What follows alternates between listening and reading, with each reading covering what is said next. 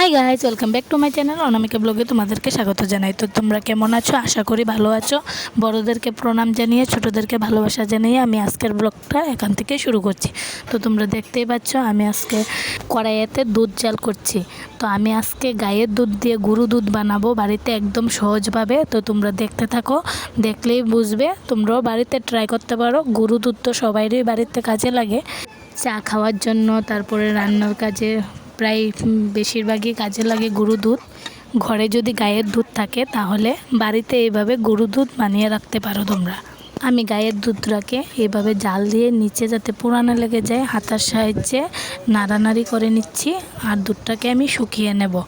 আমি প্রায় 1 লিটার দুধ নিয়ে নিয়েছি। এই 1 লিটার দুধটাকে আমি পাউডার গরু দুধ বানিয়ে নেব। আমার মোটামুটি দুধটা শুকিয়ে এসেছে, আর এখন তো পুরোপুরি নাড়ার ভিতরে রাখতে হবে, কারণ না হলে নিচে লেগে যাবে। এই দেখো দুধটা হয়ে এসেছে। তারপর আমি এই ক্ষীরটাকে একটা থালাতে উঠিয়ে নিচ্ছি।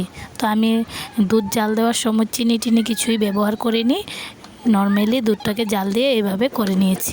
এই দেখো আমি হাতের সাহায্যে চাপা চাপা দিয়ে এটা ছড়িয়ে দিয়েছি।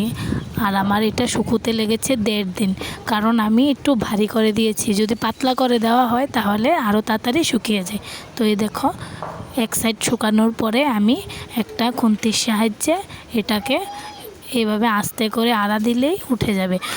উঠে গেলে তারপর আরেক পিঠ শুকাতে দিয়ে দেব।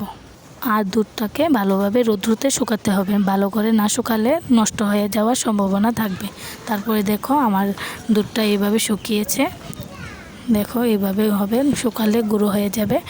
তারপর আমি একটা মিক্সচারের জার নিয়ে নিলাম, এটাতে আমি রৌদ্রে শুকানো দুধগুলি দিয়ে দিচ্ছি, দিয়ে আমি মিক্সচার করে নেব। আর গরু দুধ তো আমরা ছোটোবেলা থেকেই চুরি করে করে খেতাম। তো এটা বলতে কি প্রায় সবাই এটা করে, আর আমার তো খুবই ভালো লাগে গরু দুধ। আর সবচেয়ে বেশি ভালো লাগে মুড়ি দিয়ে আর গরু দুধ দিয়ে খেতে, মেখে খুব ভালো লাগে খেতে। তারপর মিক্সচার করে একটা চালনের সাহায্যে আমি চেলে নিয়েছি দুধটাকে। তারপর আমি 1 কাপ চিনি নিয়ে নিয়েছি, এটাকেও আমি মিক্সচার করে গুঁড়ো করে নেব। আমি 1 লিটার দুধের সাথে যতটুকু দুধের গুঁড়া হয়েছে আমি এটার পরিমাণ মতো নিয়েছি চিনি। তো চিনিটা নিয়ে আমি গুঁড়ো করে দুধটার সাথে মেখে নিলাম। তো মেখে এই দেখো আমার তৈরি গরু দুধ। তোমাদের বাড়িতে যদি গায়ের দুধ থাকে তাহলে তোমরা এভাবে গরু দুধ বানিয়ে ঘরে রেখে দিতে পারো, চায়ের সাথে বা অন্য কোনো কাজেও তোমরা ব্যবহার করতে পারবে।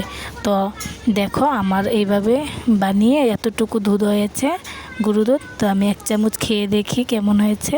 ছোটোবেলায় তো কতই লুকিয়ে লুকিয়ে গরু দুধ খেতাম, গরু দুধটা খেতে খুবই ভালো হয়েছে। তোমরাও বাড়িতে ট্রাই করে দেখতে পারো। আর যদি আমার ভিডিওটা তোমাদের ভালো লাগে তাহলে আমার পাশে থেকেও সাবস্ক্রাইব করবে আমাকে, আর পাশে থাকা বেল বাটনটি ক্লিক করবে। টাটা।